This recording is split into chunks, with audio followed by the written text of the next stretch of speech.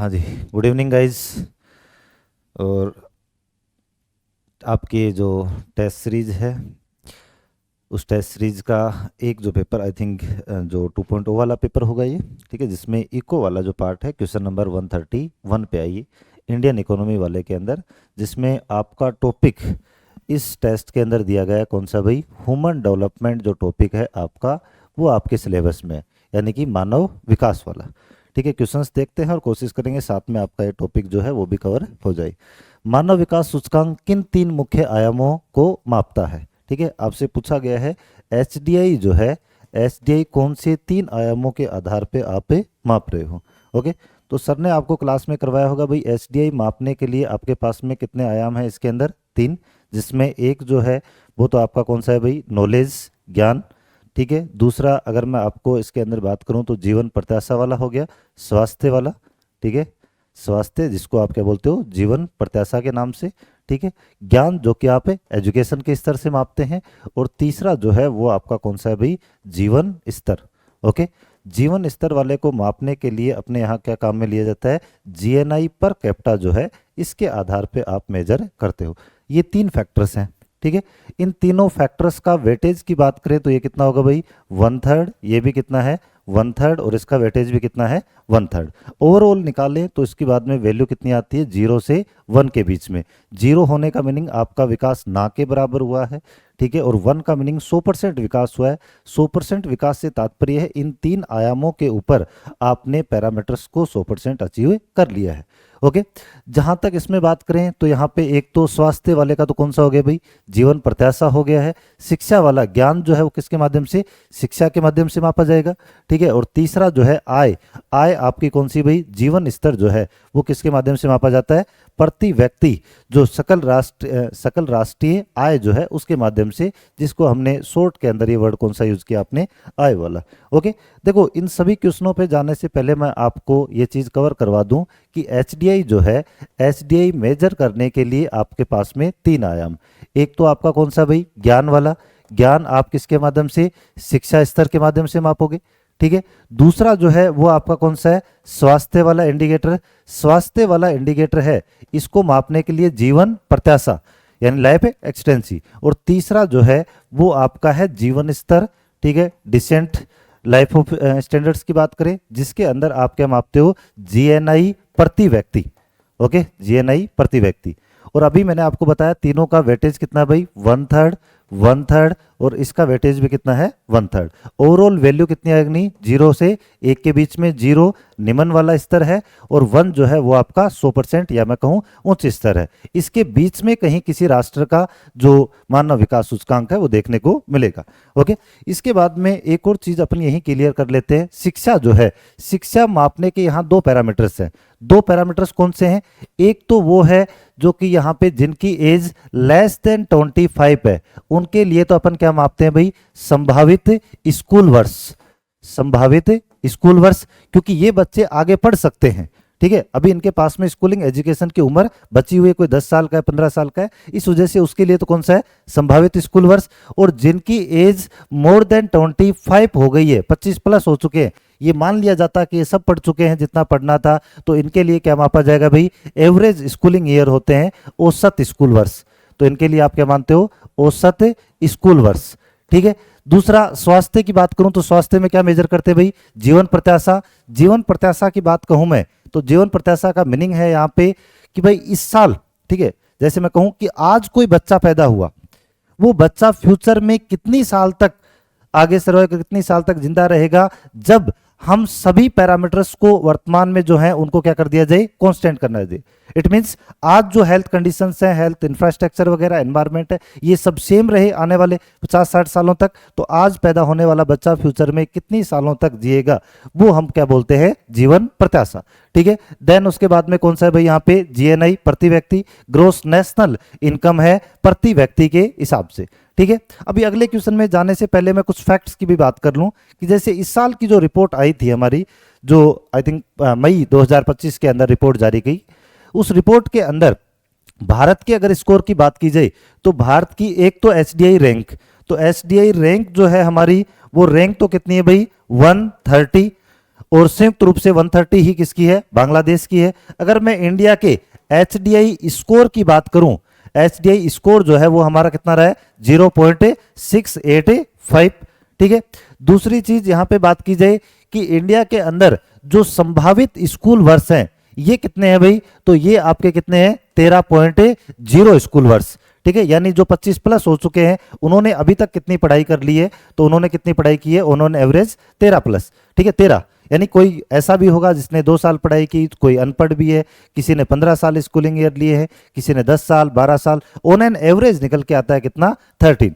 और औसत स्कूल वर्ष की अगर बात करें, ठीक है, ये मैं सॉरी संभावित स्कूल वर्ष जो 25 के नहीं हुए हैं, ठीक है, जो आगे पढ़ भी सकते हैं उनके लिए, और औसत स्कूल वर्ष की बात करें तो ये मात्र हमारा कितना है भाई, 6.9 ईयर्स। ओब्वियसली जैसे जैसे आप बात करोगे, पहले भारत में एजुकेशन इंफ्रास्ट्रक्चर इतना ज्यादा नहीं था, तो जो 25 प्लस हो चुके हैं उनके लिए कितना है, 0.9।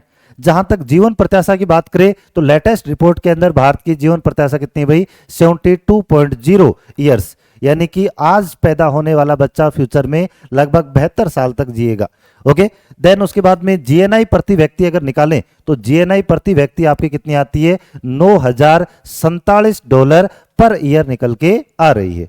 ओके, और ये यहां पर जीएनआई जो निकाली गई है कौन से मेथड से, परचेजिंग पावर पैरिटी मेथड के आधार पे। एक्सचेंज रेट का जो मेथड है वो कौन सा यूज किया जाता है, पीपीपी जो मेथड है उसको यूज किया गया है। आप चाहें तो सभी इसको स्क्रीनशॉट कर लीजिए, क्योंकि आपको ये फैक्ट जो है वो भी ध्यान में होने चाहिए लेटेस्ट रिपोर्ट के। Okay, I think second grade में भी है, आपके आरएसएसआई के अंदर भी है ये टॉपिक, तो सभी के लिए जो लेटेस्ट डाटा है वो मैंने साथ में ही मेंशन कर दिए। अब आइए, आपका क्वेश्चन था यहाँ पे मानव विकास सूचकांक के लिए। ओके, कौन सा है भाई यहाँ पे, सॉरी,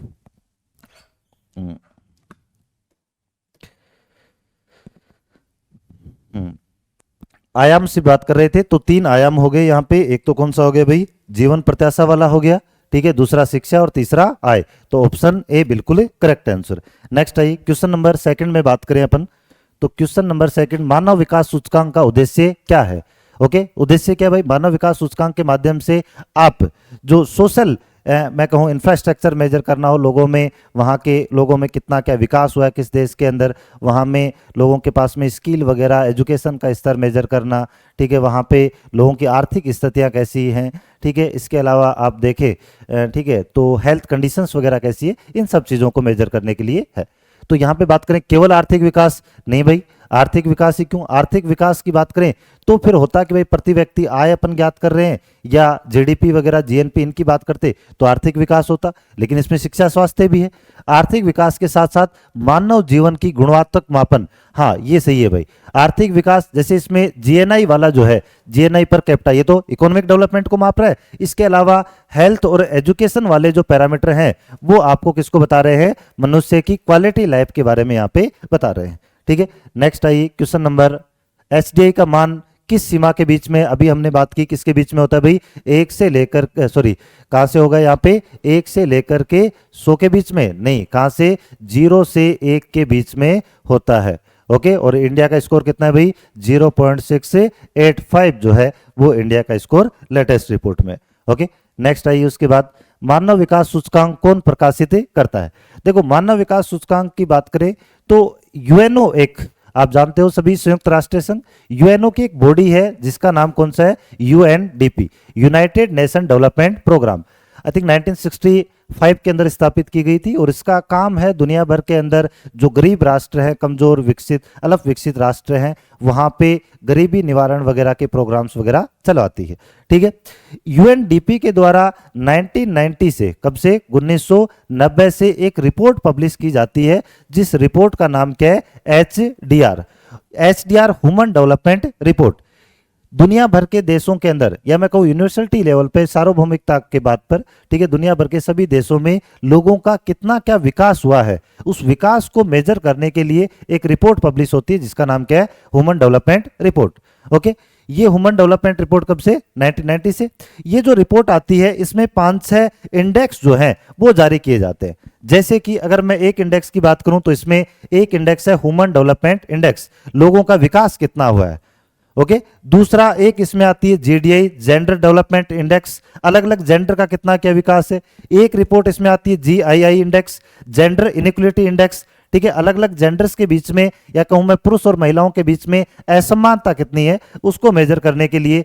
एक फिर इसमें आती है IHDI, inequality adjusted human development index, यानी समाज में जो वीकर सेक्शन है इसकी वजह से किसी देश के अंदर जो टोटल HDI स्कोर है उसमें कितनी कमी मेजर की गई है उसको मेजर करने के लिए आपका कौन सा होता है, IHDI। देन उसके बाद में 2020 से एक और आने लगा PHDI, planetary adjusted human development index, यानी मानव विकास की प्रक्रिया के अंदर जो रिसोर्सेज का कंज्यूम कर रहा है, जो इंडस्ट्री वगैरह लग रही है, ठीक है, इसमें कार्बन इमिशन वगैरह हुआ, इससे पृथ्वी पर कितना दबाव पड़ रहा है, यानी एनवायरमेंट को कितना क्या नुकसान है, इसको मेजर करने के लिए कौन सा आपका PHDI। देन एक और इसमें आता है MPI, multi dimensional poverty index, दुनिया भर के अंदर गरीबी वगैरह कितनी है किस देश के अंदर इसको मेजर करने के लिए। और यहां गरीबी मल्टी डायमेंशनल है, इट मींस किसी एक पैरामीटर बेस नहीं, डिफरेंट पैरामीटर्स के आधार पर देखी जाती है। ओके, जैसे एक पैरामीटर का मीनिंग ये होता है कि भाई आपने देख लिया किसी देश में प्रति व्यक्ति आय कम है तो गरीब नहीं, प्रति व्यक्ति आय कितनी है वहाँ पे लोगों की, वहाँ लोगों का स्वास्थ्य की स्थितियाँ कैसी हैं, वहाँ लोगों की एजुकेशन फैसिलिटीज वगैरह क्या है, लोगों का जीवन स्तर कितना है, लोगों के पास में कोई प्रॉपर्टी के नाम पे कुछ है या नहीं है, क्लीन एनर्जी मिल रही है नहीं मिल रही है, कुकिंग गैस वगैरह की फैसिलिटी है या नहीं है, ठीक है। इस प्रकार से टोटल 10 पैरामीटर्स के आधार पर क्या निकाली जाती है, multi dimensional poverty index. Okay, तो टोटल ये कितने हो गए, 6 इंडेक्स जो है वो जारी किए जाते हैं। कौन जारी करता है भाई, UNDP, United Nation Development Programme. तो इसमें UNDP वाला जो है वो आपका क्या हो गया, करेक्ट आंसर हो गया। ओके, नेक्स्ट आइए, मानव विकास सूचकांक का पहली बार प्रकाशन कब हुआ था, 1990 के अंदर इसका प्रकाशन हुआ। और ये तैयार कब हुआ था, 1989 के अंदर तैयार हुआ। और प्रकाशन कब किया गया, बाद में 1980 के अंदर। और मानव विकास यानी कि HDI को तैयार करने वाला, ये कॉन्सेप्ट देने वाले जो हैं ये पाकिस्तानी मूल के एक प्रोफेसर थे, जिनका नाम क्या है भाई, इनका नाम है महबूब उल हक, महबूब उल हक। ओके, इनके द्वारा तैयार किया गया। वैसे तो ये बांग्लादेशी मूल के थे, लेकिन बाद में पार्टीशन के बाद में कहाँ पे, पाकिस्तान के, ठीक है। तो इनका नाम क्या है भाई, महबूब उल हक। हाँ, इससे पता लगता है कि पाकिस्तान के अंदर अर्थशास्त्री भी होते हैं, क्यों, वरना पाकिस्तान में क्या होते हैं वो आप कमेंट बॉक्स में बता सकते हो। ओके, दूसरा इसके अंदर सहायता करने वाले एक इंडियन थे भाई, और वो कौन थे आपके, अमर्त्य सेन, ठीक है, अमर्त्य सेन, इनका नाम सुना होगा आपने, नोबेल प्राइज विजेता, ठीक है। इनके द्वारा इनकी किस सहायता की गई थी, किनकी सहायता, महबूब उल हक की। महबूब उल हक जब HDI का कॉन्सेप्ट तैयार कर रहे थे, इसमें सहायता जो है इन्होंने किसकी ली थी, अमर्त्य सेन की। ओके, ये आपका इसका हिस्ट्री वाला पार्ट। नेक्स्ट आइए, HDI में शिक्षा का मुख्य महत्व क्या है, ठीक है। शिक्षा का मुख्य महत्व क्या है भाई, शिक्षा से अपन बात कर रहे थे अभी, 3 पैरामीटर, ज्ञान, ज्ञान जो है किसके आधार पे मार्क्स, लोगों को कितना क्या नॉलेज है उसके एजुकेशन स्तर से बताया जा सकता है, ठीक है। तो ज्ञान का स्तर का संकेत देना वो किसके माध्यम से है, शिक्षा के माध्यम से है यहाँ पे, ठीक है। नेक्स्ट आइए, HDI किन आयामों को सीधे मापने में असमर्थ है, किन आयामों को सीधे नहीं माप सकता भाई, समानता, गरीबी मापने में असमर्थ है, समानता, गरीबी, मानव सुरक्षा, शिक्षा स्तर, आर्थिक विकास, जीवन प्रत्याशा। आप ये बताइए, देखो शिक्षा जीवन प्रत्याशा इसको मेजर किया जा सकता है HDI के अंदर, एक है इसका, शिक्षा स्तर बिल्कुल इसमें हो सकता है, ठीक है। समानता, समानता, गरीबी, मानव सुरक्षा, इनकी बात नहीं की गई भाई, क्योंकि देखो एक तो हमने नॉलेज की बात की तो ये ठीक है, हेल्थ के अंदर जीवन प्रत्याशा, और आर्थिक विकास के लिए हमने किसकी बात कर ली, GNI पर कैपिटा। तो आपके पास बचा कौन सा, इसको मेजर करने के अंदर क्या रहता है, डायरेक्ट रूप से नहीं, अदरवाइज इनडायरेक्टली तो अगर देखेंगे आप तो उसके अंदर असर दिखाई देगा।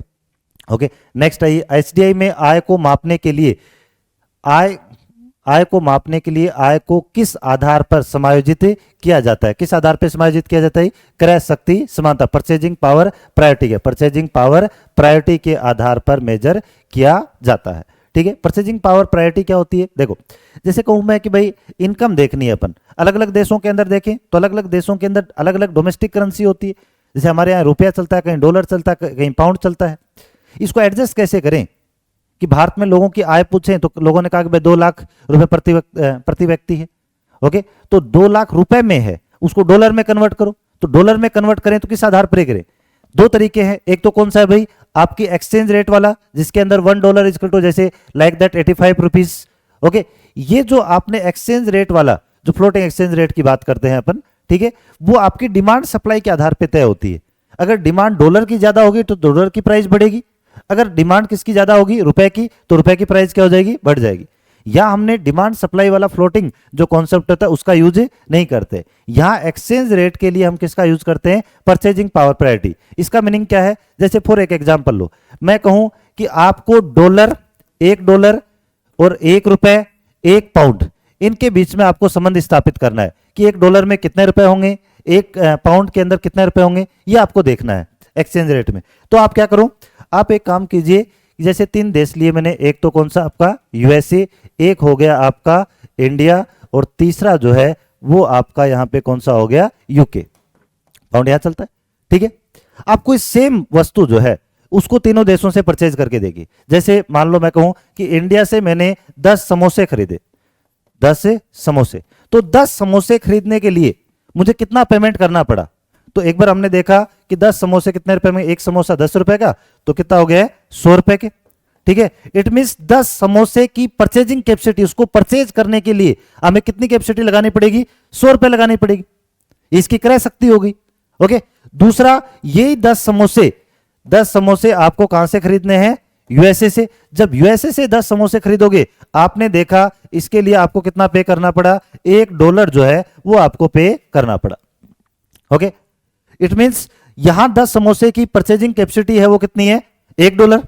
तो मैं कह सकता हूं कि दोनों के लिए, यहां पे भी 10 समोसे, यहां भी 10 समोसे, सेम क्वालिटी वाले, ठीक है। तो अगर मैं अब सेट करना चाहूं डोमेस्टिक करेंसी को डॉलर के संबंध में, तो क्या हो जाएगी, $1 बराबर ₹100। ओके, इस स्तर पर दोनों की परचेजिंग कैपेसिटी क्या हो गई है, बराबर। ऐसे ही अगर आप पाउंड की करना चलो, तो मान लो 10 समोसे यहां खरीद लो, यहां 10 समोसे खरीदने के लिए लाइक दैट आपको ½ पाउंड की रिक्वायरमेंट हुई, तो ½ पाउंड बराबर कितना, ₹100, यानी 1 पाउंड बराबर कितना हो गए, ₹200 जो है वो आपकी एक्सचेंज रेट हो जाएगी। तो ये जो हमने बात की कि इंडिया में जीएनआई पर कैपिटा जो है, जीएनआई पर कैपिटा जो है वो कितनी बताई हमने, कितनी है भाई, जीएनआई पर कैपिटा जो है आपकी $9,047। ओके, ये जो डॉलर में कन्वर्ट की हमने किस आधार पर की है, परचेजिंग पावर प्रायोरिटी जो है इस मेथड के आधार पर की गई। ओके, नेक्स्ट आइए, तो आपका आंसर तो कौन सा हो गया, ऊपर वाला क्वेश्चन नंबर दिस। एचडीआई की गणना करने के लिए किस प्रकार के औसत का उपयोग होता है। हाँ भाई, किस प्रकार के औसत का उपयोग होगा, तो यहां पर आपने 3 औसत का बात की, एवरेज निकालना था, कितना, 1/3, 1/3 और 1/3। ऑन एन एवरेज इन तीनों का निकाल लिया जाता है, तो अंगणितीय औसत ये आपका क्या हो जाएगा, करेक्ट आंसर। नेक्स्ट आइए क्वेश्चन नंबर 140, एचडीआई में कौन सा आयाम नीचे आने पर कुल एचडीआई स्कोर सबसे अधिक प्रभावित होता है। सीधी सी बात है, इन तीनों के अंदर तीनों का वेटेज कितना है भाई, चाहे वो हेल्थ का हो, चाहे वो एजुकेशन का हो, और चाहे आपका जीवन स्तर वाला हो या आय वाला हो, तीनों का वेटेज जो है 1/3 है। तो जो भी कम होगा, ठीक है, तीनों ही अपना प्रभाव डालेंगे। तो यहाँ ऑप्शन क्या कह रहा है, इसको देखो, जो भी आयाम सबसे कम होता है, ठीक है, कुल एचडीआई स्कोर का सबसे अधिक प्रभावित होगा, ठीक है, जो भी सबसे कम होगा, ठीक है, उसको प्रभावित करेगा, क्योंकि इससे उसकी वैल्यू जो है वो क्या हो जाएगी, कम पे आ जाएगी ओवरऑल।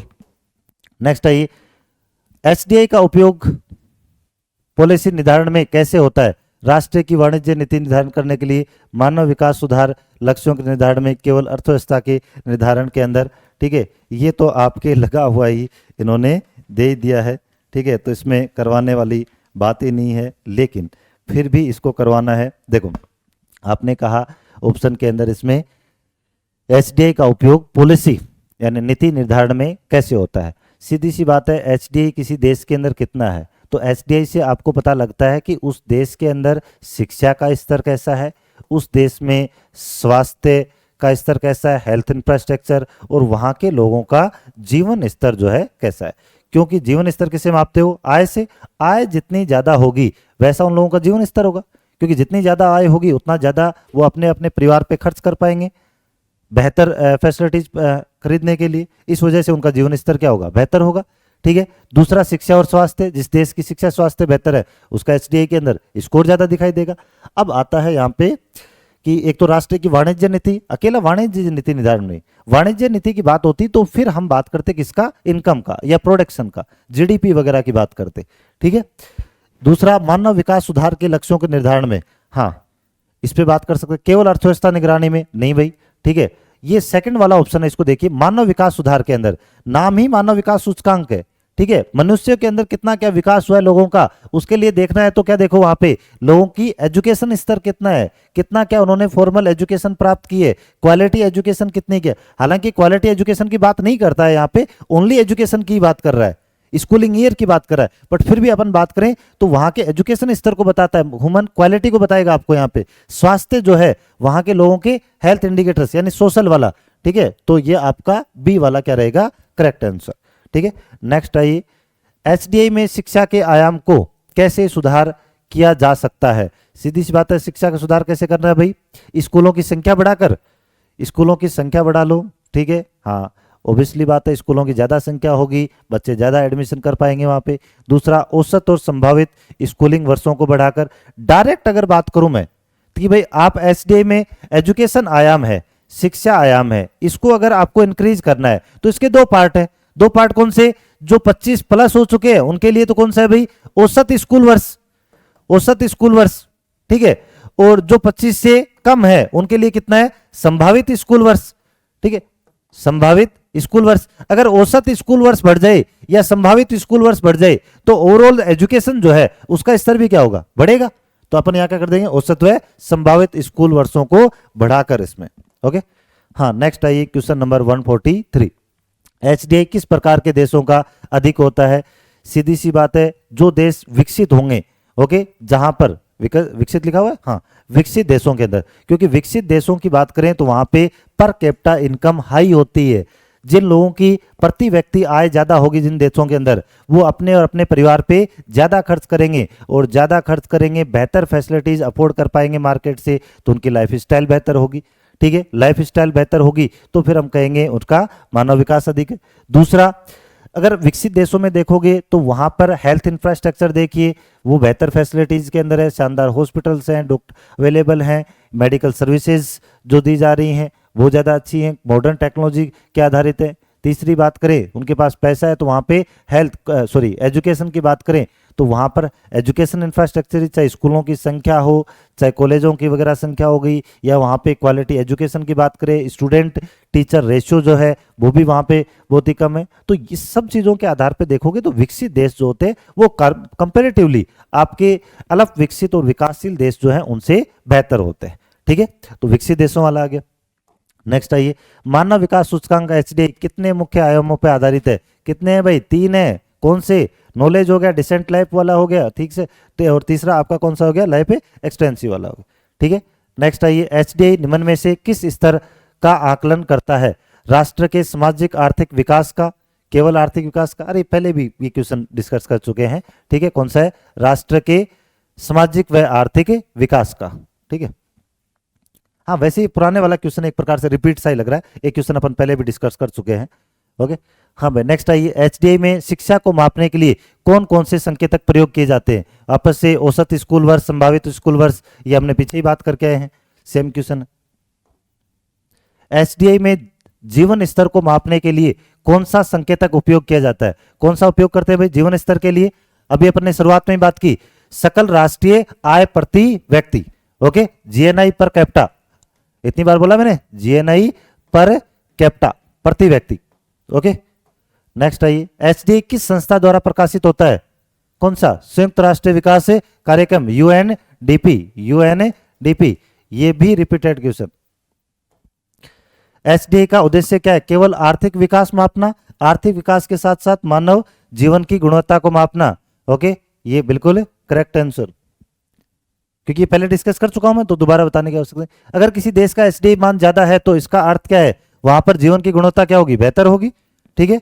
वहां गरीबी ज्यादा है, गरीबी ज्यादा क्यों होगी, वहां तो गरीबी कम होगी, वहां स्वास्थ्य सुविधाएं कम है, नहीं, अगर एचडीआई ओवरऑल ज्यादा है तो ऑब्वियसली उसमें एक पैरामीटर स्वास्थ्य वाला बेहतर होगा, शिक्षा स्तर कम है, क्यों? ये भी बेहतर है, ठीक है। तो यहाँ पे क्या होगा, वहां की जीवन गुणवत्ता क्या होगी, बेहतर होगी। इसी के साथ में क्वेश्चन आपके कंप्लीट होते हैं। इसके साथ में मैं आपको एक दो चीजें और करवा जाता हूं जिससे इसका टॉपिक हो। जैसे कि इस बार की जो आपकी रिपोर्ट है, एचडीआर रिपोर्ट, एचडीआर जो आपकी रिपोर्ट आई है 2025 के अंदर जो रिपोर्ट जारी की गई, इस रिपोर्ट के अंदर कुछ पैरामीटर्स की बात करें तो एक तो इस रिपोर्ट का टाइटल जो है, ठीक है, टाइटल क्या है इसको आपको देखना है, ठीक है। अगर इस रिपोर्ट के अंदर एक तो टाइटल हो गया, एक इसके अंदर आप ये ध्यान रख लो फर्स्ट रैंक किसकी है, सेकंड रैंक किसकी है, ठीक है, थर्ड रैंक किसकी है, कौन कौन से देश टॉप कर रहे हैं, तीन लास्ट एक दो की देख ली जाए, इंडिया वाली देख ली जाए, इंडिया के पैरामीटर्स हैं वो याद रखने आपको, साथ में आपकी कुछ पड़ोसी राष्ट्र जो है उनकी भी रैंक आपको याद रखनी है। हाँ भाई, पहली बात तो किसकी बात कर रहे थे, टाइटल की। टाइटल की बात करें तो इसका टाइटल है a matter of choice, a matter of choice, ठीक है, people and possibility, people and possibility, people and a matter of choice, people and possibility in the age of AI. ये तो आपकी क्या रहा भाई इस बार टाइटल। थोड़ा सा इतना ध्यान रखना कि भाई आजकल किसका टाइम चल रहा है, एआई आर्टिफिशियल इंटेलिजेंस का खूब दौर है। एआई का मीनिंग आर्टिफिशियल इंटेलिजेंस है यहाँ पे, ठीक है। तो इस बार के टाइटल के अंदर आर्टिफिशियल इंटेलिजेंस जो है उस पर फोकस किया गया है, ठीक है। दूसरा, इसकी रैंक के अंदर टोटल जो है इसमें कितने देश शामिल किए गए भाई, 193 देश शामिल किए गए हैं, ठीक है। और 193 देशों के अंदर एक आपको ध्यान रखना है फर्स्ट रैंक, सेकंड रैंक और थर्ड, तीन याद रख लो। फर्स्ट वाले के अंदर बात करें तो इसमें कौन सा है भाई, आइसलैंड जो है उसने तो क्या किया है, टॉप पे रहा है, ठीक है, सॉरी आइलैंड जो है आइसलैंड, और दूसरा जो है वो आपका रहा है नार्वे सेकंड पे है, और स्विट्जरलैंड जो है वो इसमें थर्ड पे है। स्विट्जरलैंड जो है या स्विट्जरलैंड जो है वो थर्ड पे, पहले पे आइसलैंड, दूसरे पे नॉर्वे और तीसरे पर कौन सा आपका स्विट्जरलैंड। तीनों स्कैंडिनेवियन जो कंट्री है ऊपर नॉर्थ जो यूरोप के नॉर्थ वाले पार्ट के अंदर है वो सारी तीनों की तीनों ही, ठीक है। जैसे फोर्थ में डेनमार्क वगैरह हो गया। लास्ट वाली इसके अंदर आपको एक ये और देखना है 193, 192 और 191 वाली, ठीक है। इन तीन को आपको और ध्यान रखना है।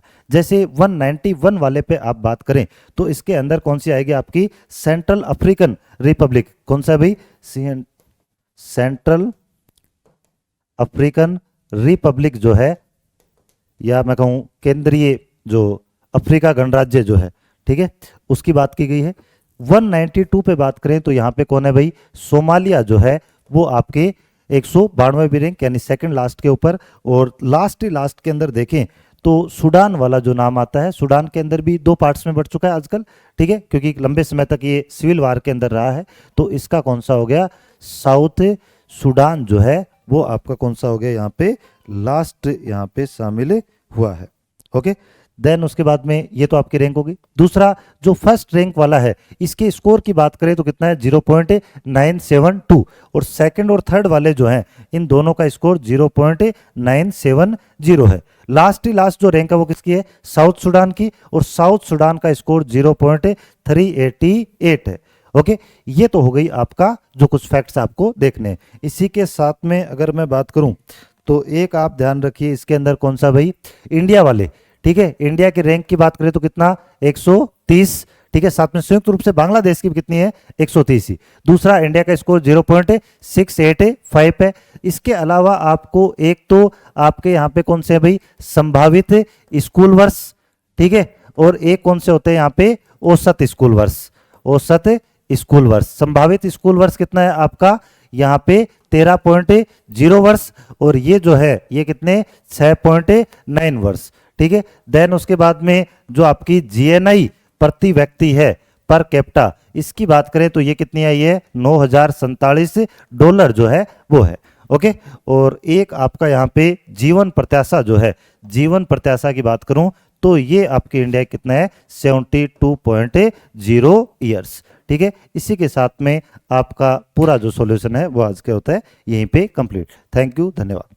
तो दोस्तों आज अभी जस्ट अब हम बात करते हैं अब हमारे एसएसटी में ज्योग्राफी के जो क्वेश्चन हैं उनके बारे में। तो दोस्तों बहुत ही शानदार पेपर था और अभी अपन शुरू कर रहे हैं हमारे एसएसटी में ज्योग्राफी का पहला क्वेश्चन। खाद्य एवं कृषि संगठन एफएओ का मुख्यालय कहाँ है? ये इंटरनेशनल लेवल की संस्था है और इसका जो मुख्यालय है दोस्तों रोम में पड़ता है। ठीक है, ये ध्यान रखना है। और रोम कौन है? रोम है इटली की राजधानी। ठीक है दोस्तों, ये ध्यान रखना है। ओके, नेक्स्ट क्वेश्चन पे आते हैं। नेक्स्ट क्वेश्चन है कौन सा क्षेत्र भूमध्य सागरीय कृषि का प्रकार नहीं है? भूमध्य सागरीय कृषि क्या होती है? भूमध्य सागरीय कृषि होती है जहां पे सर्दियों में तो क्या होती है, बारिश होती है, और गर्मियां क्या रहती हैं, सूखी रहती हैं, है ना। तो यहाँ पे अगर हम देखें तो यहाँ पे आपको देखने को मिलेगा अच्छा सॉरी, क्वेश्चन ये कि कौन सा भूमध्य सागरीय कृषि का प्रकार नहीं है। तो ये कैलिफोर्निया में ये कृषि होती है, कैलिफोर्निया पड़ता है यूएसए में, और मध्य चिली दक्षिण अमेरिका में यहाँ पर भी इस प्रकार का कृषि का प्रकार देखने को मिलता है। दक्षिणी जो अफ्रीका है वहां पर भी भूमध्य सागरीय कृषि का प्रकार मिलता है। बट दोस्तों उत्तरी ऑस्ट्रेलिया एक शुष्क प्रदेश है और यहां पर इस प्रकार की कृषि का जो प्रकार है वो देखने को नहीं मिलता है। ओके दोस्तों, नेक्स्ट क्वेश्चन पर आते हैं। विश्व में किन दो देशों में रेशम का सबसे ज्यादा उत्पादन होता है? तो दोस्तों पहला ही ऑप्शन सही है, चीन और भारत। चीन जो है वो रेशम के उत्पादन में फर्स्ट है और अपना जो भारत है वो रेशम उत्पादन में सेकंड है, ध्यान रखेंगे। ओके, तो नेक्स्ट पे हम आ जाते हैं। तो नेक्स्ट क्वेश्चन है हमारा, निम्नलिखित में से कौन सा एक स्थानांतरित कृषि का प्रकार एवं जो देश है उसका युग्म सुमेलित नहीं है? तवी, तवी को हम टावी भी लिखते हैं, एक ही बात है। तो जानबूझ के तवी या तवी मैंने लिखा है ताकि आप थोड़ा सा कंफ्यूजन पैदा हो और आप थोड़ा सोचें। तो यहां पे अगर हम बात करेंगे तो तवी मेडागास्कर में, ये बिल्कुल सही है। तवी जो होती है दोस्तों वो मेडागास्कर में होती है। लोगान जो होती है ये पश्चिमी अफ्रीका में, ये भी सही है। कोमिल जो होती है मैक्सिको में, ये भी सही है। कोनुका की अगर हम बात करते हैं दोस्तों तो कोनुका ग्वाटेमाला में नहीं होती है। कोनुका जो होती है ये होती है वेनेजुएला में, ये ध्यान रखना है, वेनेजुएला में होती है ये कोनुका, याद रखिए। ओके, नेक्स्ट क्वेश्चन पर हम आ जाते हैं। नेक्स्ट है कौन सा परंपरागत कृषि का प्रकार है? परंपरागत कृषि का प्रकार कौन सा होता है? परंपरागत कृषि का प्रकार की अगर हम बात करेंगे दोस्तों तो परंपरागत क्या होता है, इसमें जो संसाधन होते हैं ना वो किसान संसाधन कैसे लेता है, परंपरागत संसाधन होते हैं। और इसमें जो उत्पादन होता है वो इतना सीमित उत्पादन होता है कि एक या दो किसान परिवार सिर्फ अपना पेट ही पाल सकते हैं। और ये जो कृषि होती है ये होती है जीविकोपार्जी कृषि, ये ध्यान रखना है। ठीक है, नेक्स्ट पे आ जाते हैं। भूमध्य सागरीय प्रकार की कृषि निम्नलिखित जिस प्रदेश में की जाती है? दोस्तों अभी जस्ट वो हमारा पहले वाला जो क्वेश्चन था उससे ये उस क्वेश्चन को सॉल्व करने से ये क्वेश्चन सॉल्व हो सकता है। तो यहाँ पे कैलिफोर्निया जो है यहाँ पे भूमध्य सागरीय कृषि जो है दोस्तों वो की जाती है। ठीक है, कैलिफोर्निया में। नेक्स्ट पे आ जाते हैं। अब हमें सुमेलित करना है कि कौन सी कृषि कहां पर होती है। ठीक है, ध्यान देना। हम बात करेंगे गहन निर्वहन कृषि। गहन निर्वहन कृषि कहाँ होती है दोस्तों? जहां पे आपके पास रिसोर्सेज होते हैं सीमित। ठीक है, आपको रिसोर्सेज नहीं, सॉरी, भूमि होती है सीमित, और सीमित भूमि पर हमें क्या करना होता है, अधिकतम उत्पादन करना होता है। तो अब गहन निर्वहन जो कृषि है इसको अगर हम देखें तो हमारा जो विशाल मैदान है ना गंगा वाला, इस विशाल मैदान में हमें गहन निर्वहन कृषि करनी होती है।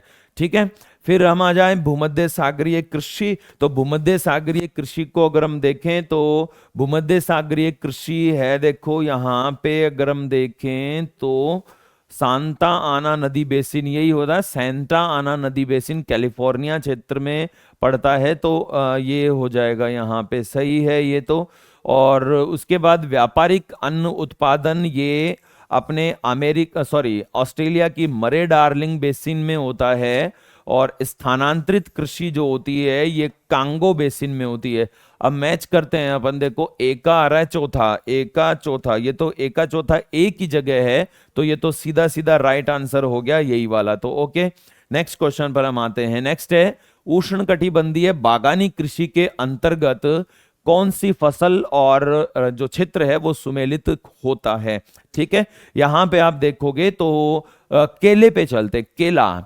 केला दोस्तों काफी फेमस है, उष्णकटिबंधीय क्षेत्रों में ये होता है। और उष्णकटिबंधीय क्षेत्रों में केला जो है, अमेरिका जो क्षेत्र है, और अमेरिका में कौन सा, मध्यवर्ती अमेरिका। ठीक है, मध्यवर्ती अमेरिका जो जैसे जमैका, क्यूबा वगैरह जो होते हैं, ये केला के लिए जाने जाते हैं। तो केला होता है मध्यवर्ती अमेरिका में। और इसमें ए का चौथा, अच्छा इसमें फिर से एक ही जगह है, तो ये आप आसानी से इसको सॉल्व कर सकते हो। और बी का एक बार मैच कर लेते हैं, सही तो है ना आंसर, बी का दूसरा, गन्ना क्यूबा उत्पादन, बिल्कुल सही है। चाय, हाँ श्रीलंका आ जाएगा, ठीक है, और रबड़ हो जाएगा मलेशिया। तो देख लेते हैं एक बार, डी का तीसरा बिल्कुल सही है। नेक्स्ट क्वेश्चन पर आ जाते हैं। समुद्री शैवाल कृषि का जन्मदाता किसे माना जाता है। दोस्तों समुद्री शैवाल, समुद्र में शैवाल की खेती होती है और वो काफी उपयोगी है, और इसका जो आंसर होता है वो होता है जापान। नेक्स्ट पे आ जाते हैं। क्रेता के अनुसार, हाँ देखो अच्छा क्वेश्चन है, क्रेता की आवश्यकता के अनुसार गुणवत्ता और मानकों पर आधारित कृषि उत्पादन पद्धति है। क्रेता कौन होता है दोस्तों, खरीदने वाला, है ना। तो जैसे मैं हूं और मैं आपको क्या कहूं, मैं कहूं कि आप इसका उत्पादन करो, हम आपसे ये खरीदेंगे, तो मैं हो गया क्रेता। और मेरे अनुसार जब आप क्या करते हैं, फसलें खरीदते हैं, मतलब उगाते हैं, तो इस प्रकार की जो कृषि कौन सी हो जाएगी, एक एग्रीमेंट साइन हो जाएगा। और एग्रीमेंट वाली जो कृषि होती है वो कौन सी होती है दोस्तों, एग्रीमेंट वाली कृषि होती है संविदा। संविदा का मतलब होता है एग्रीमेंट करके, तो एग्रीमेंट वाली जो कृषि है वो ये होती है संविदा कृषि, ये ध्यान रखना है। तो संविदा कृषि इसका आंसर हो जाएगा। नेक्स्ट पे आ जाएंगे। डेयरी फार्मिंग के लिए किसकी आवश्यकता है। दोस्तों डेयरी फार्मिंग के लिए हमें क्या चाहिए, अधिक पूंजी चाहिए और अधिक श्रम चाहिए। अधिक पूंजी और अधिक श्रम के माध्यम से ही हम ये कृषि कर सकते हैं। ओके, नेक्स्ट पे हम आ जाते हैं। नेक्स्ट क्वेश्चन है, मिली जुली खेती से अर्थ क्या है। मिली जुली यानी मिश्रित कृषि, और मिश्रित कृषि में क्या होता है, कृषि और पशुपालन दोनों साथ साथ होते हैं। ओके, स्थानांतरित कृषि के विपरीत कौन सी कृषि होती है।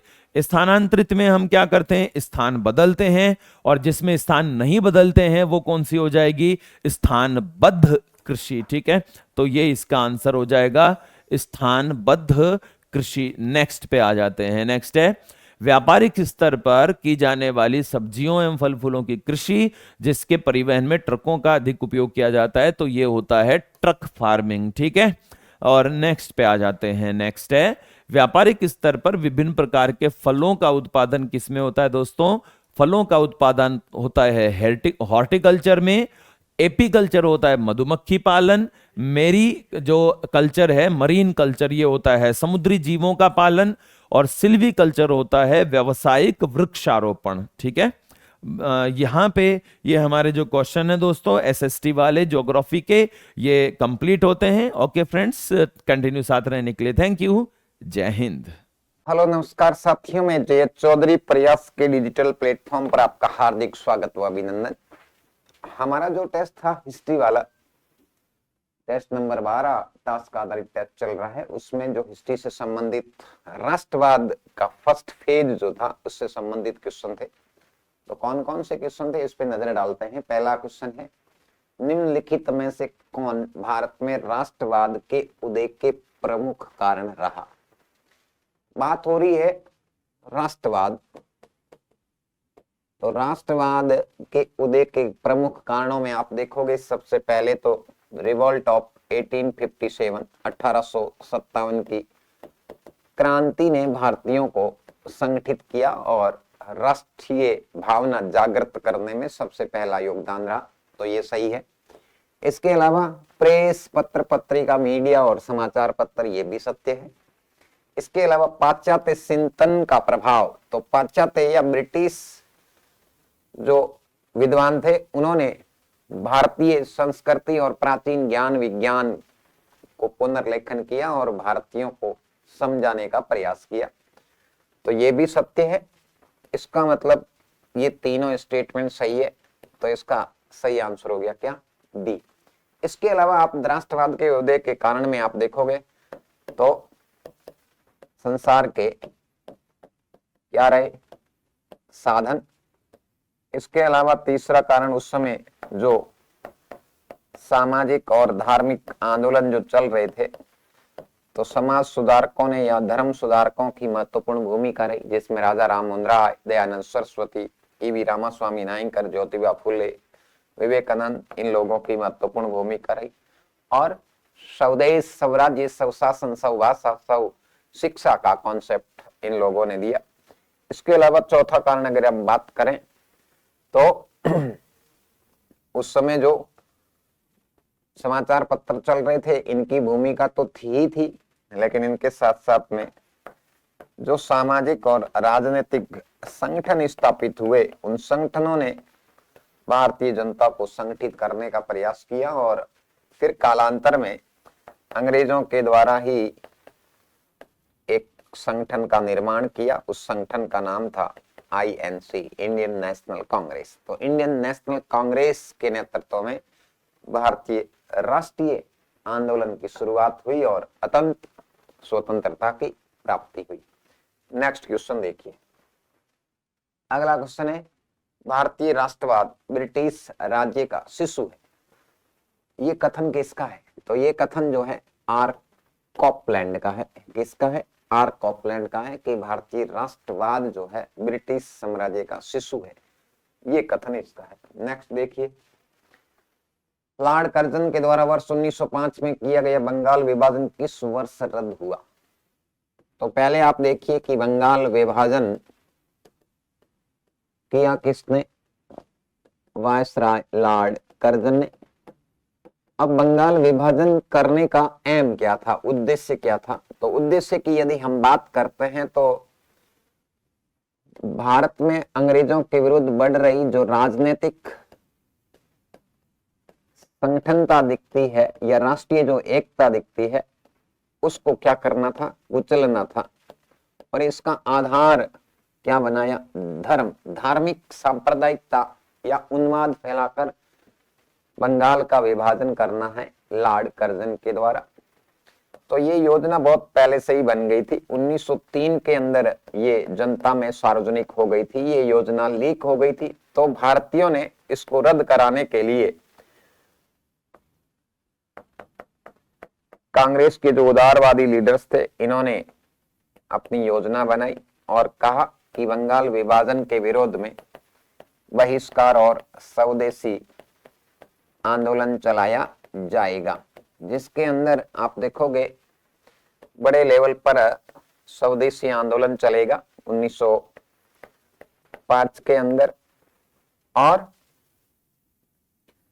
1907 तक ये बड़े लेवल पर चला, लेकिन 1907 में जब कांग्रेस का वार्षिक अधिवेशन हुआ सूरत में और कांग्रेस डिवाइडेशन हो गई है दो भागों में, गर्म दल और नरम दल के रूप में, तब थोड़ा ये जाकर डाउनफॉल में आता है। और उस समय गर्म दल के लीडर्स जो थे, बाल गंगाधर तिलक को गिरफ्तार करके 6 साल के लिए स्ट्रेचिक के द्वारा मांडले जेल में भेज दिया गया। लेकिन अंतिम रूप से 1911 में जब जॉर्ज पंचम जो है अपनी पत्नी मैडम मैरी के साथ में भारत आता है और दिल्ली के अंदर दिसंबर 1911 में दिल्ली में बंगाल विभाजन रद्द करने की घोषणा की और अंतिम रूप से ये स्वदेशी आंदोलन भी समाप्त हुआ। तो इसका सही आंसर क्या हो गया? 1911 में।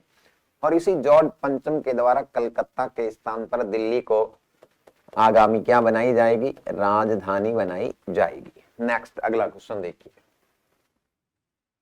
बाल गंगाधर तिलक को लोकमान्य तिलक के नाम से जाने लगा जब, वैसे देखा जाए तो ये चारों ही ऑप्शन बिल्कुल करेक्ट है, लेकिन इनमें सबसे बेस्ट आंसर जो है वो कौन सा है? तो उन्होंने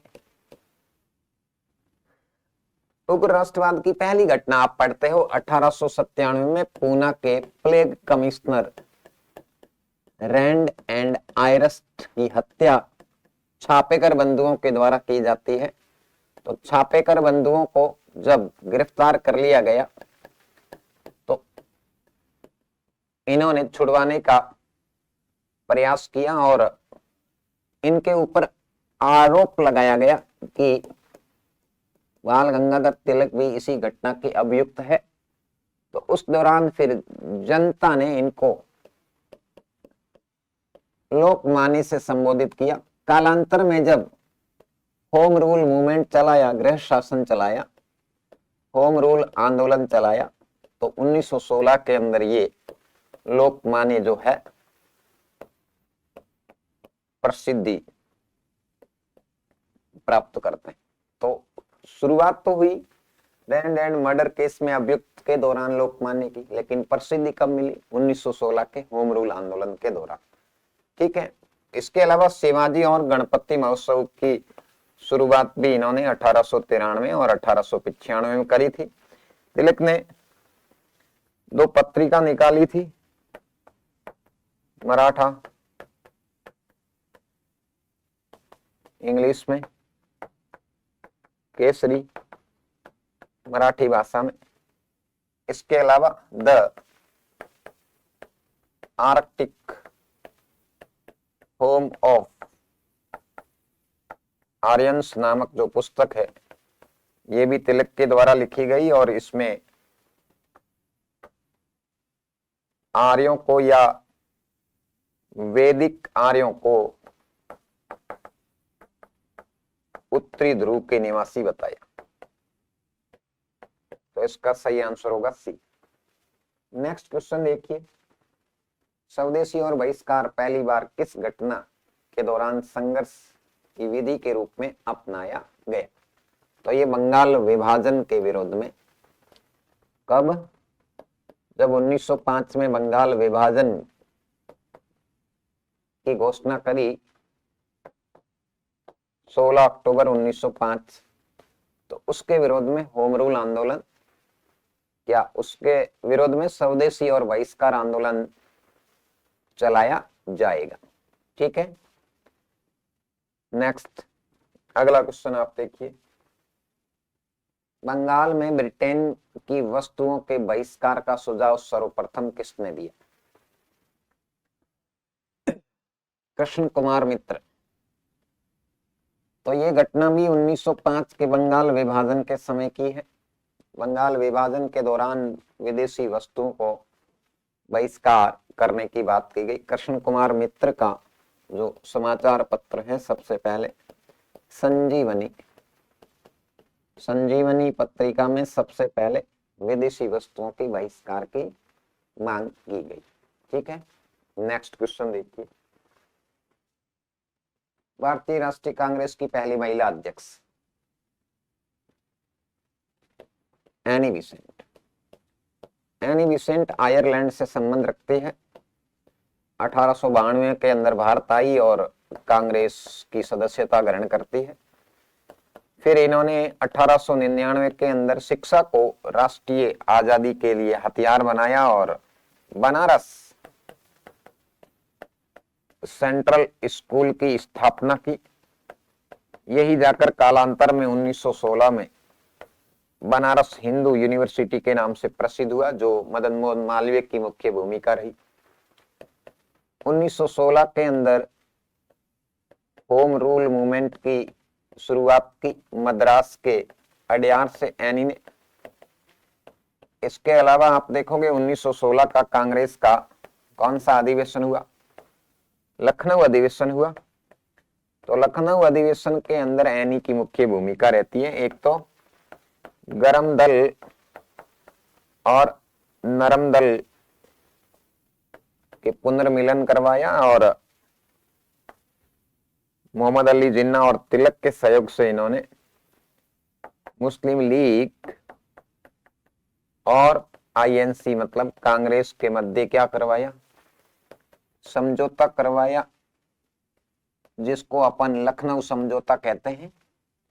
और इसी समझौते के फलस्वरूप कालांतर में 1917 में एनी को कांग्रेस के कलकत्ता अधिवेशन की प्रथम महिला अध्यक्षा के रूप में नियुक्ति की। जबकि सरोजनी नायडू जो है 1925 के कानपुर अधिवेशन में दूसरी महिला व प्रथम भारतीय महिला के रूप में अध्यक्ष बनती है, जबकि कस्तूरबा गांधी जो है महात्मा गांधी की धर्मपत्नी रही, जो गांधी के साथ में राष्ट्र की आजादी के लिए संघर्ष करती हुई 1944 में पूना जेल के अंदर शहीद होती है। नेक्स्ट, भारतीय राष्ट्रीय कांग्रेस के सर्वप्रथम मुस्लिम अध्यक्ष कौन थे? तो 1885 में 28 दिसंबर 1885 में बंबई के गोकुलदास तेजपाल संस्कृत कॉलेज के अंदर कांग्रेस की स्थापना ह्यूम व लॉर्ड डफरिन के द्वारा स्थापित की गई। इसके प्रथम अध्यक्ष व्योमेश चंद्र बनर्जी को बनाया गया, जबकि दूसरे अधिवेशन 1886 में कलकत्ता में हुआ और दादा भाई नौरोजी अध्यक्ष बने, जो प्रथम पारसी अध्यक्ष थे। जबकि अगले अधिवेशन की अध्यक्षता मद्रास के अंदर बदरुद्दीन तैयब जी ने की, जो पहले मुस्लिम अध्यक्ष है। अब अब्दुल कलाम साहब की यदि हम बात करें, अब्दुल कलाम तो अपने भारत के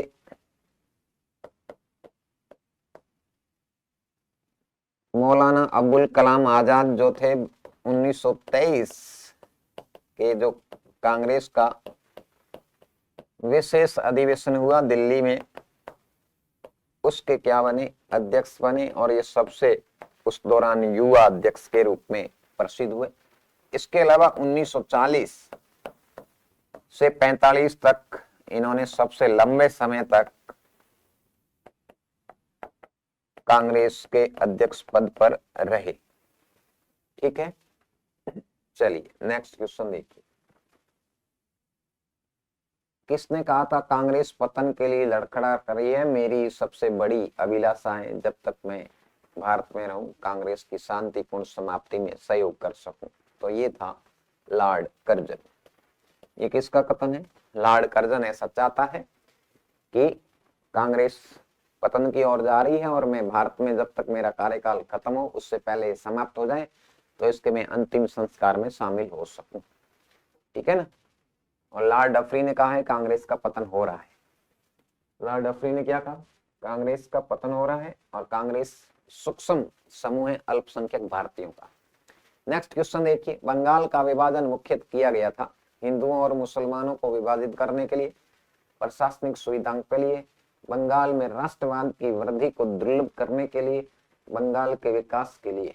तो इसका सही आंसर क्या हो जाएगा कि बंगाल में राष्ट्रवाद की जो वृद्धि हो रही थी उसको कमजोर करने के लिए सांप्रदायिकता के आधार पर लॉर्ड कर्जन ने बंगाल का विभाजन करके हिंदू मुसलमानों के मध्य सांप्रदायिक दंगे फैलाई। नेक्स्ट, भारतीय क्रांति की जननी मैडम कामा को कहा जाता है। किसको कहा जाता है? मैडम भीकम जी रुस्तम कामा।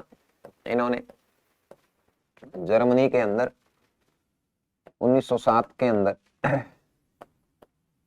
जो अंतरराष्ट्रीय समाजवाद सेकंड सम्मेलन हुआ था, उसमें भारतीय झंडे को पहली बार फहराया। तो मैडम कामा को भारत में क्रांति की जननी कहा जाता है, राष्ट्रवाद की जननी कहा जाता है। ठीक है, नेक्स्ट क्वेश्चन देखिए। भारतीय राष्ट्रीय कांग्रेस का प्रथम विभाजन कब हुआ? 1907 में कांग्रेस का सूरत अधिवेशन, दो भागों में बट गई कांग्रेस, उग्रपंथी अर्थात गरम, उदारवादी अर्थात नरम दल के रूप में। इसका कारण अगर देखा जाए तो बहुत सारे कारण थे, जिसके अंदर आप देखोगे एक तो अध्यक्ष पद को लेकर विवाद था। अब कांग्रेस की स्थापना को लगभग 20-22 साल हो गए हैं, तो अध्यक्ष बनने चाहते थे गर्मपंथी, और विशेष रूप से बाल गंगाधर तिलक गर्मपंथ की ओर से अध्यक्ष बनना चाहते थे, जबकि उदारवादियों ने अपना अध्यक्ष रास बिहारी घोष को नियुक्त किया, और घोष इसमें सफल हुए। इसलिए तिलक और बाकी गर्मपंथियों ने इसका विरोध किया और गर्म और नरम दल के रूप में स्थापित हुए। उदारवादी कांग्रेसियों ने गर्मपंथियों को कांग्रेस से 9 वर्ष के लिए क्या कर दिया, निष्कासित कर दिया। कालांतर में 1916 में कांग्रेस के लखनऊ अधिवेशन के अंदर वापस गर्मपंथियों और नरमपंथियों का क्या हुआ, पुनर्मिलन हुआ। तो इसका सही आंसर है 1907। नेक्स्ट देखिए अगला क्वेश्चन। अगला क्वेश्चन है, इनमें से किसे द ग्रैंड ओल्ड मैन के नाम से जाना जाता है? तो grand old man of India दादा भाई नौरोजी। दादा भाई नौरोजी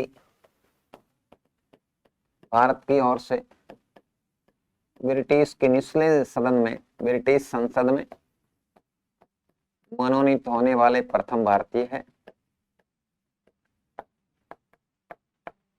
ये इतिहासकार और इकोनॉमिक्स दोनों थे। इन्होंने इंग्लैंड डिबेट टू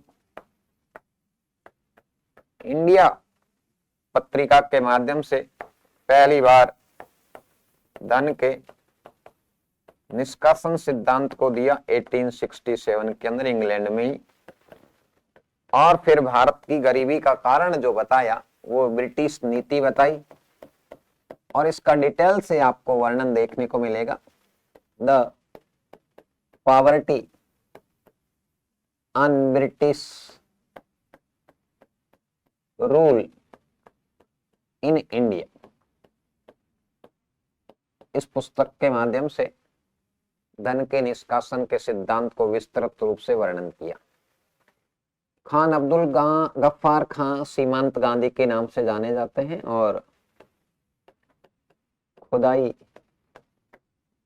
खिदमतगार नामक संगठन के माध्यम से रेड शर्ट मूवमेंट चलाएंगे। डब्ल्यू.सी. बनर्जी कांग्रेस के प्रथम अध्यक्ष रहे, और मोतीलाल नेहरू ने 1928 में नेहरू रिपोर्ट प्रस्तुत करी, जिसमें भारत को डोमिनियन स्टेट बनाने की घोषणा की। अगला क्वेश्चन देखिए। ब्रिटिश काल में दिल्ली के पहले भारत की राजधानी कोलकाता थी। क्या थी? कलकत्ता थी। तो कलकत्ता 1773-74 के रेगुलेटिंग एक्ट के तहत राजधानी बनती है, जो दिसंबर 1911 में जब जॉर्ज पंचम भारत आएगा, जॉर्ज पंचम ने बंगाल विभाजन जब रद्द किया तो राजधानी भी रद्द करने की घोषणा की, और फिर 1 अप्रैल 1912 को दिल्ली राजधानी लाई गई, दिल्ली स्थापित हुई, जो तब से लगाकर अब तक दिल्ली ही है। पहले क्या थी? कोलकाता थी। नेक्स्ट क्वेश्चन देखिए। एनी बेसेंट मुख्य संबंध रही। तो एनी बेसेंट किससे संबंध रही? होम रूल मूवमेंट से, गृह शासन अधिनियम। तो आयरलैंड से एनी भारत आती है। आयरलैंड की तर्ज पर भारत को स्वतंत्र कराने का प्रयास एनी ने 2 जनवरी 1914 को अपने पत्रिका कॉमनवेल्थ के अंदर भारत में होम रूल मूवमेंट चलाने की योजना को प्रस्तुत किया। इसके अलावा न्यू इंडिया जो पत्रिका है एनी का, वो होम रूल आंदोलन का मुख्य पत्र था या मुखपत्र था। 28 अप्रैल 1916 को तिलक ने पूना और बेलगांव से अपना होम रूल लीग का स्थापना करके इस आंदोलन की शुरुआत करी। तिलक के अध्यक्ष जो थे जॉन बैप्टिस्टा थे होम रूल आंदोलन के, बैप्टिस्टा, और सचिव एनसी केलकर थे। जबकि सितंबर में एनी बिसेंट ने मद्रास के अडियार से सचिव किसको नियुक्त किया? जॉर्ज अरुडेल को, और अध्यक्ष को दी थी, आंदोलन शुरू किया। लेकिन कालांतर में 1917 में जब मॉन्टेग्यू ने घोषणा करी, मॉन्टेग्यू चेम्सफोर्ड घोषणा बोलते हैं जिसको हम, कि हम भारत के लिए उत्तरदायी सरकार की स्थापना करेंगे, तो उसमें यकीन करते हुए एनी ने होम रूल मूवमेंट को स्थगित कर दिया और तिलक साहब के ऊपर वैलेंटाइन सिरोल ने भारतीय अशांति के जनक का आरोप लगाया था। तो उस पर केस दायर करने के लिए लंदन चले जाते हैं और फिर ये होम रूल मूवमेंट जो है अंततः आके क्या हो गया? समाप्त हो गया। तो इस प्रकार से ये हमारे हिस्ट्री के 15 क्वेश्चन थे। उम्मीद करते हैं आप लोगों ने बहुत अच्छे किए होंगे और पढ़ने में मजा आ रहा होगा। एग्जाम ओरिएंटेड पेपर हो रहे हैं। तो धन्यवाद साथियों सभी को। नमस्कार, प्रयास के ऑनलाइन प्लेटफॉर्म पे एक बार फिर आपका स्वागत है। आज अपन एक बार फिर अपना टास्क टेस्ट सीरीज का पेपर सॉल्यूशन है। एसएसटी के जो आपका पॉलिटिकल साइंस के 15-20% थे उनका सॉल्यूशन लेकर आपके सामने उपस्थित हुआ हूँ। लगभग रिवीजन की स्थिति में आप लोग आ गए हो और उम्मीद करता हूँ कि ये भी आपने, क्योंकि ये थोड़ा सा टॉपिक आपका पर्टिकुलर टॉपिक से हटके था, लोकतंत्र और महिलाओं की भागीदारी, उससे जुड़ा था। तो थोड़ा सा वोटिंग सिस्टम जो अपना इलेक्शन कमीशन है उसके हिसाब से प्रश्न थे। एक एक प्रश्न को देखते हैं और आंसर ढूंढने का प्रयास करना।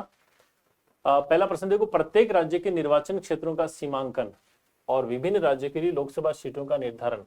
ठीक है, सीमांकन कौन करेगा? यानी जो हमारे निर्वाचन क्षेत्र होते हैं उनका सीमांकन करना और सीमांकन के बाद सीटों की संख्या तय करना। ठीक है, तो इसके लिए देखो एक कमीशन होता है जिसको हम बोलते हैं परिसीमन आयोग।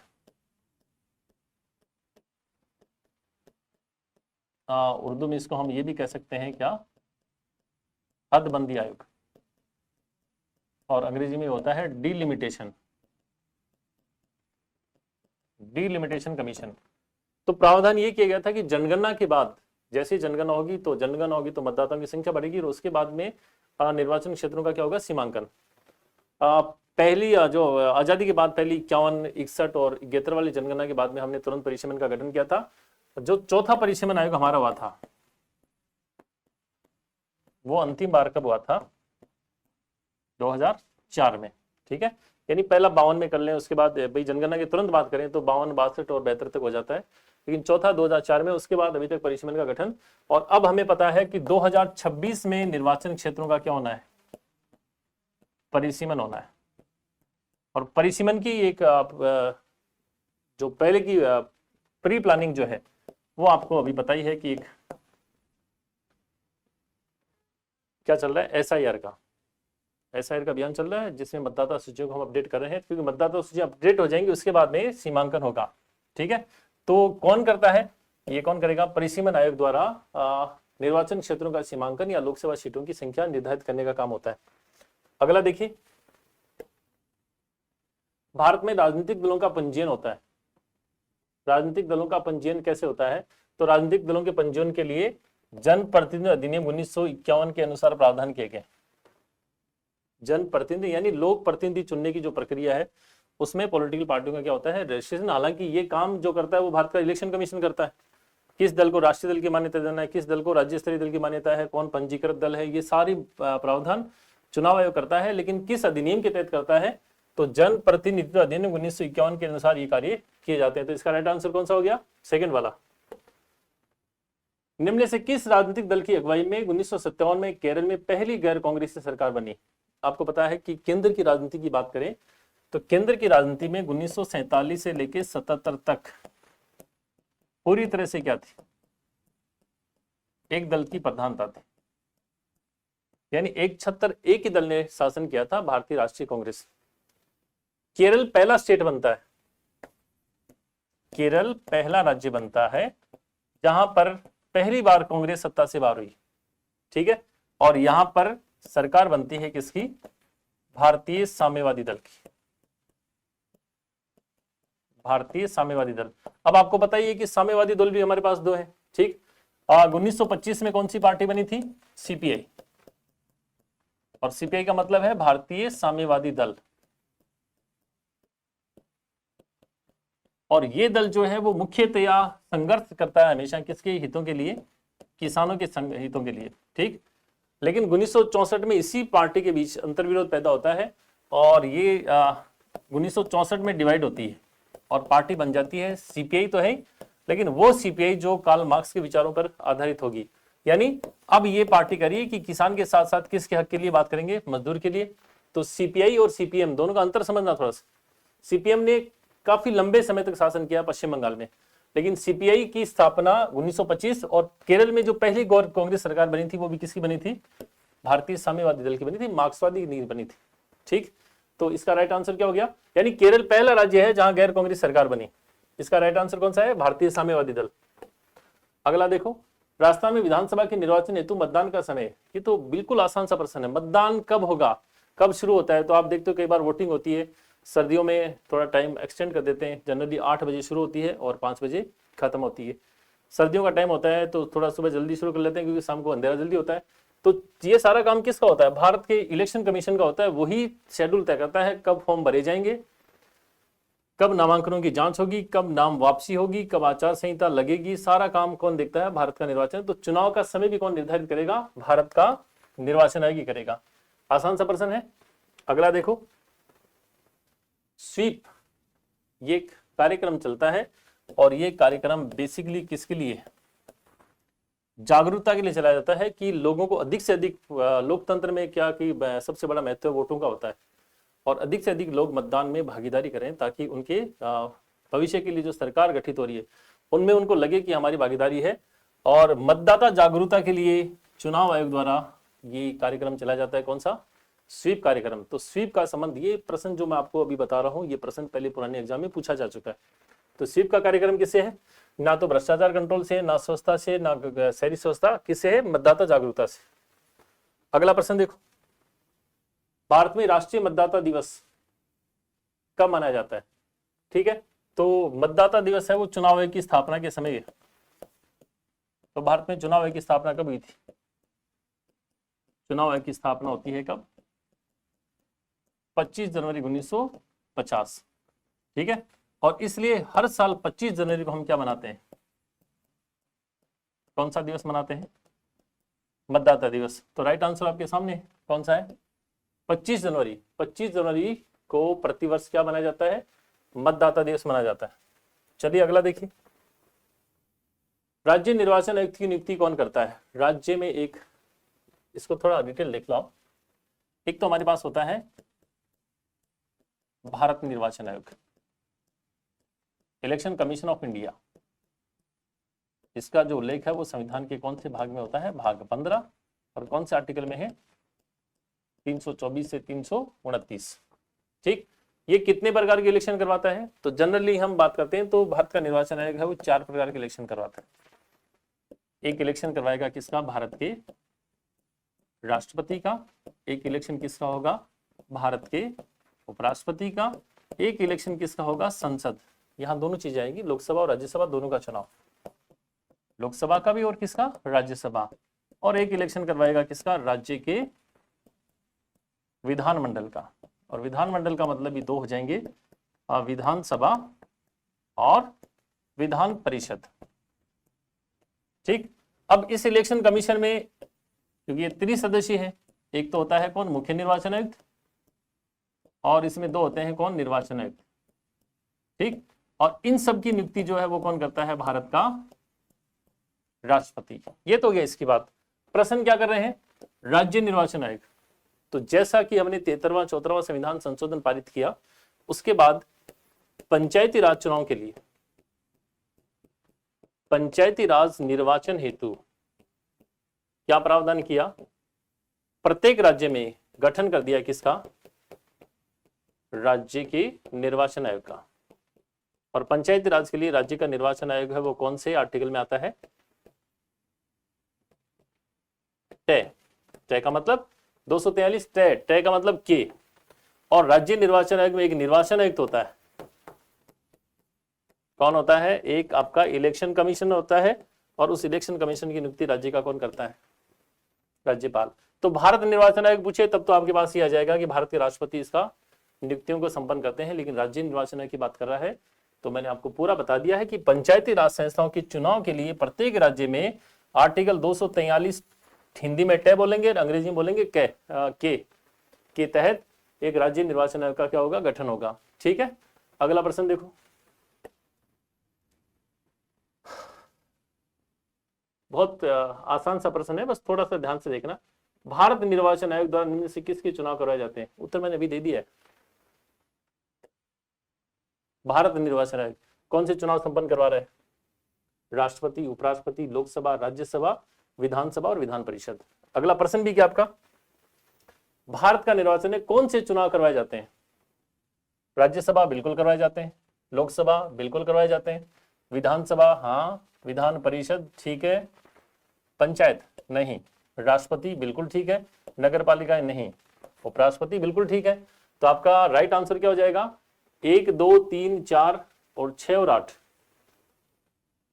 1 2 3 4 6 और 8। देखो इसमें 5 आ गया, तो 5 का पंचायत, तो पंचायत तो आपको अभी मैंने बताया ना, ये कौन करवाएगा, ये दोनों इलेक्शन ये करवाएगा। कौन करवाएगा, राज्य का निर्वाचन आयोग। और बाकी वो सारे इलेक्शन जो आपको दिख रहे हैं वो कौन करवाता है, भारत का निर्वाचन आयोग।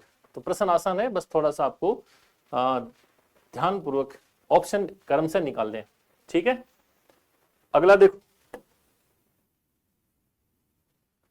चुनाव विभाग द्वारा प्रत्येक मतदान केंद्र के लिए किस अधिकारी की नियुक्ति की जाती है। तो मतदान केंद्र के लिए हमें कौन मिलता है, बूथ लेवल ऑफिसर।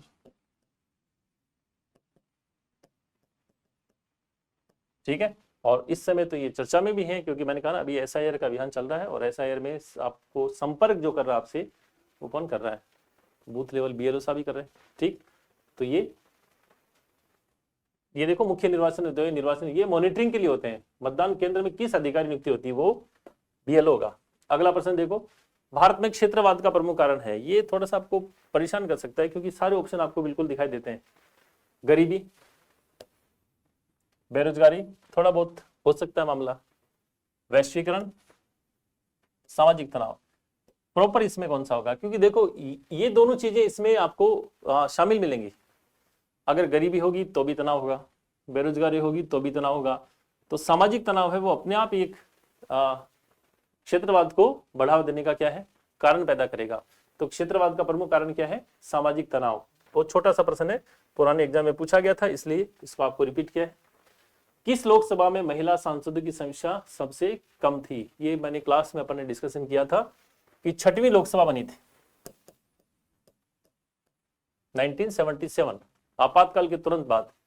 उस लोकसभा में पहली बार सबसे कम महिला सांसद जीतकर संसद पहुंची थी लोकसभा में, और 17वीं लोकसभा में थी वो संख्या हम बोलते हैं सबसे अधिक 78 के आसपास। वर्तमान 18वीं लोकसभा में जब चुनाव हुए तब तो 74 महिलाएं थी, और इस समय इनकी संख्या कितनी है वर्तमान में, क्योंकि 74 जीत कर आई थी और बाद में वायनाड से प्रियंका गांधी और जीती, तो एक और होगी, तो इस समय हम कितनी कह सकते हैं, 75।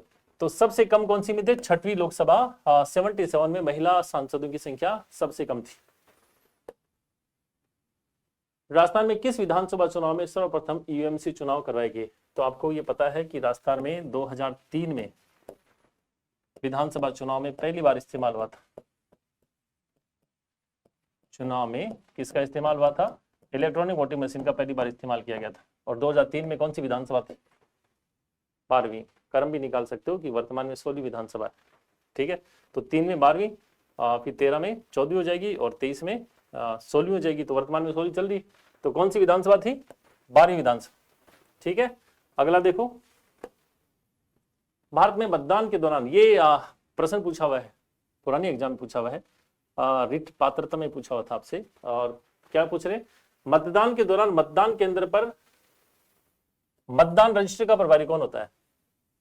और ये मैंने आपको उस समय क्लास में भी बात हुई थी कि जो द्वितीय मतदान अधिकारी होता है उनके पास जो रिकॉर्ड होता है ना, रजिस्टर, उनको मेंटेन करने का काम वो करते हैं।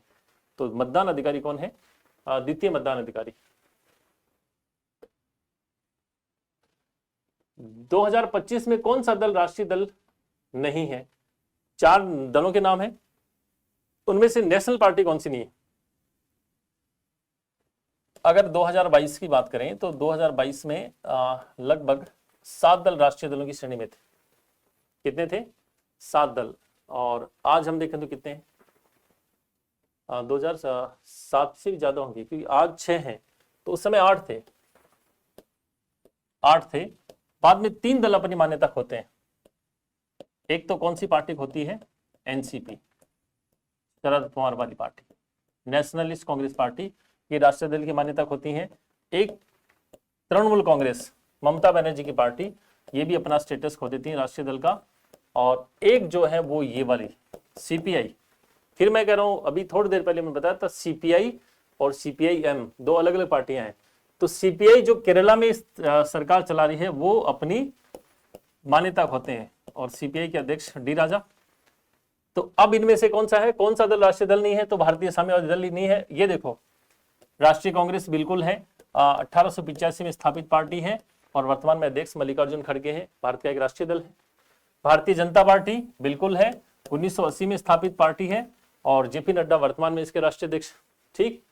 नेशनल पीपुल्स पार्टी एनपीपी, और एनपीपी के जो राष्ट्रीय अध्यक्ष वो कौन है? कॉनरेड संगमा। तो ये तीनों दल तो है, लेकिन सीपीआई जो है, हाँ यहां पर सीपीआई एम होता तो चारों दल राष्ट्रीय दल की श्रेणी में आते हैं। तो 3 तो ये है, और सीपीआई एम, आम आदमी पार्टी और बसपा, 3 ये। तो वर्तमान में कितने दलों को राष्ट्रीय दल की मान्यता है? 6। 3 तो ये हो गए, ठीक है। तो चौथा कौन सा हो जाएगा? बसपा, बहुजन समाज पार्टी। 5वां आम आदमी पार्टी, और छठा आपका कौन सा है? सीपीआई एम, ये राष्ट्रीय दल की श्रेणी में आते हैं। तो 3 और 3 6, इस समय वर्तमान में 6 राष्ट्रीय दल। ठीक। अगला देखिए, वीवीपैट का पूरा नाम बताइए। ये भी अपना क्लास में देखो, वीवीपैट है जो एक तरह से वोट की पहचान करना कि आपने मतदान किया वो सही मतदान हुआ कि नहीं हुआ। तो इलेक्शन कमीशन ने पारदर्शिता को स्थापित करने के लिए इसको कहा कि वोट को वेरीफाई करें। तो voter verifiable paper audit trail. अब देखो, ट्रेल इसमें आपको मिलती नहीं है। पेपर ऑडिट का मतलब एक स्लिप आपको मिले, पेपर ऑडिट ट्रेल इसलिए नहीं मिलेगी क्योंकि मतदान कैसा होता है? गुप्त होता है। तो आपने इलेक्शन में देखा होगा कि हम इलेक्ट्रॉनिक वोटिंग मशीन में जब बटन दबाते हैं तो उसके बगल में एक छोटा सा डिस्प्ले और होता है। जिस चुनाव चिन्ह के आगे आपने बटन दबाया उस डिस्प्ले में वो चुनाव चिन्ह हमेशा दिखाई देता है। तो आपका वोट क्या हो जाता है? वेरीफाई हो जाता है कि जिसको दिया सही गया या नहीं।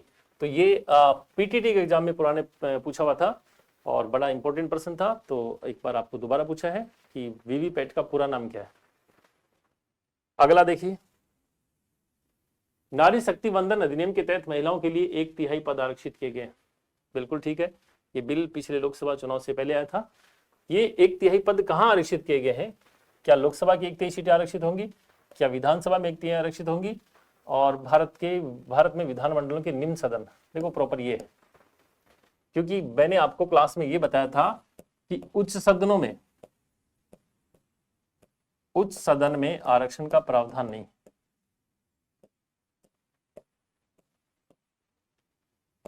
आरक्षण का प्रावधान नहीं, किसमें नहीं है? उच्च सदन में। और भारत में उच्च सदन केंद्र में कौन सा होता है? राज्यसभा, और राज्य में कौन सा होता है? विधान परिषद। तो विधान परिषद और राज्यसभा में सीटें आरक्षित नहीं होती, किसी भी कैटेगरी, एससी या एसटी किसी की भी नहीं होती है, लेकिन लोकसभा और विधानसभा में होती है। और इन दोनों को क्या कहा जाता है? निम्न सदन। तो इसका प्रॉपर आंसर क्या होगा कि नारी शक्ति वंदन अधिनियम के द्वारा लोकसभा और विधानसभाओं में महिलाओं के लिए कितनी सीटें आरक्षित की गई हैं? 1/3 सीटें आरक्षित की गई। चलिए अगला देखिए, किसी राज्य को राष्ट्रीय दल की, किसी राज्य के स्थान पे आएगा किसी दल को राष्ट्रीय दल की मान्यता प्राप्त करने के लिए इनमें से कौन सी शर्तों की पालना आवश्यक होती है। आपके सामने कुछ शर्तें हैं। एक दल राष्ट्रीय दल या राज्य स्तरीय दल, जैसे मैंने अभी थोड़ी देर पहले कहा ना कि एनसीपी, टीएमसी और सीपीआई ने अपना राष्ट्रीय दल का दर्जा खो दिया है। तो कैसे कोई दल राष्ट्रीय दल की मान्यता प्राप्त करता है और कैसे वो अपना स्टेटस लूज करता है, तो क्या कंडीशन हो सकती है। यदि किसी दल ने लोकसभा चुनाव में कम से कम 3 राज्यों में लोकसभा की 2% सीटें प्राप्त की हो, बिल्कुल ये शर्त है कि कम से कम 3 राज्यों में मिलाकर 2% का मतलब लोकसभा की लगभग 11 सीटें हो सकती हैं। ठीक है, ये शर्त है, बिल्कुल है। किसी दल ने लोकसभा चुनाव में कम से कम 4 राज्यों में लोकसभा की 4 सीटें प्राप्त की हो, अगर ये नहीं पूरा कर रहा है तो ये बिल्कुल, ये भी ठीक है। और किसी दल को 4 राज्यों में राज्य स्तरीय दल की मान्यता प्राप्त, अभी मैंने आपको बताई थी ना, एक राष्ट्रीय पार्टी एनपीपी और एक आपकी आम आदमी पार्टी, इनको जब राष्ट्रीय दल की मान्यता मिली तो वो यही शर्त पूरी कर रहे थे। ठीक, तो ये तीनों के तीनों शर्तें राष्ट्रीय दल की मान्यता की शर्तें होती हैं, इसलिए राइट आंसर कौन सा हो जाएगा, उपरोक्त सभी। ठीक है, राजनीतिक दलों को मान्यता प्रदान करने की शक्ति किसके पास है, ये तो आ गया, भारत निर्वाचन आयोग आर्टिकल 324 दलों को मान्यता देने का काम यही करता है। ठीक है, अगला देखिए, केंद्रीय मंत्रिपरिषद में नियुक्त होने वाली पहली महिला मंत्री, तो ये तो हमने बिल्कुल आसान पढ़ा है कि सरोजिनी नायडू किसी भी राज्य की पहली महिला क्या है, राज्यपाल रही है। ठीक है, कौन से राज्य की, यूपी की। सुचित्रा कृपलानी है, ये किसी भी राज्य की पहली महिला सीएम रही है और वो राज्य भी कौन सा था, यूपी। अमृता कौर जो है वो मंत्री परिषद में शामिल नहीं थी, नेहरू मंत्री परिषद में पहली महिला थी। ठीक, और ये हैं वो यूएनओ महासभा की अध्यक्षता करने वाली पहली महिला है, अध्यक्षता करने वाली पहली महिला और पहली भारतीय महिला, दोनों चीजें हैं। ठीक है, तो पहली महिला मंत्री कौन रही है, अमृता कौर। राइट आंसर आपका कौन सा हो गया, अमृता कौर। अगला देखिए, भारत में विधानमंडलों में महिलाओं को प्रतिनिधित्व प्रदान करने के लिए कौन सा अधिनियम, तो अभी मैं अपनी चर्चा हुई थी नारी शक्ति। अब प्रश्न थोड़ा आपको इसलिए मैं कंठस्थ करना है कि यह अधिनियम कौन सा था, तो नारी शक्ति वंदन अधिनियम 2023। इसमें मैंने कहा ना कि कहां पर, तो अभी बात हुई थी हमारी कि विधानमंडलों में, और विधानमंडलों के कहां, ये शब्द याद रखना, कंफ्यूज नहीं होंगे। निम्न सदनों, निम्न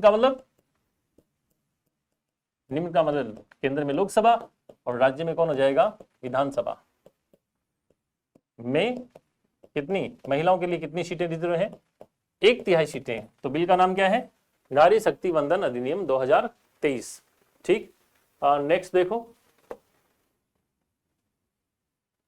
आगे अपने प्रश्न।